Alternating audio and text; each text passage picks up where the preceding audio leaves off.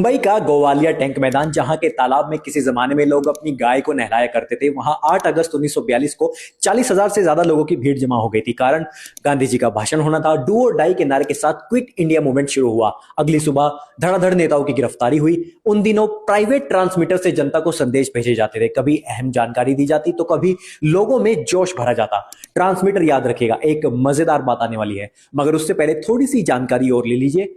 उस मैदान से कुछ ही दूरी पर वो जगह भी है जहां दिसंबर 1885 में इंडियन नेशनल कांग्रेस की स्थापना हुई थी। जगह का नाम है गोकुलदास तेजपाल हाउस। यहां से मणि भवन भी पास में ही है, वहां गांधी जी रहा करते थे। अब चलते हैं ट्रांसमीटर वाली बात पर। उस जमाने में एक ट्रांसमीटर एक फिल्म अभिनेता के घर पर भी लगा हुआ था।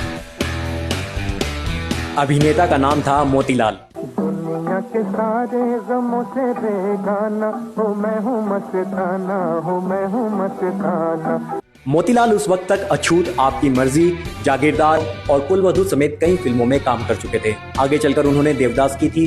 लोग उन्हें हिंदी सिनेमा का पहला नेचुरल स्टार कहते हैं। एक रोचक बात यह है कि उनकी पार्टनर काजोल की नानी शोभना समर्थ थी। तो ये था ईमान दस्ता का एपिसोड नंबर 2। और अंत में गुलाम अहमद महजूर की रचना आजादी के कुछ अंश, जिसका अनुवाद किया है रतनलाल शांत ने। ये आजादी हूर स्वर्ग की है, क्या घर घर जाएगी, बस केवल कुछ चुने घरों में घूम झूमती आजादी। आजादी कहती है पूंजीवाद नहीं रहने देगी, अब बटोरने लगी है पूंजी अपनों से ही आजादी। आजादी लोगों पर हारी पर्वत सी भारी पड़ती, किस्मत वालों को फूलों सी कोमल हल्की आजादी। देकर लगान लौटे किसान, बतियाते खलियानों में यो, हमरा दाना दाना सब कुछ छीन ले गई आजादी।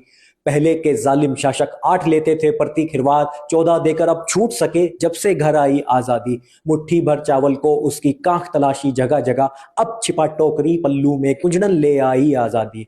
नबी शेख समझे मतलब उसकी बीवी ले उठा गए, वो फरियादी हुआ पर उधर बच्चा बिहाई आजादी। मुर्ग कबूतर पाले लीडर, भूखो गरीब मरे, बदतर न्याय व्यवस्था देश में ऐसी लेकर आई आजादी।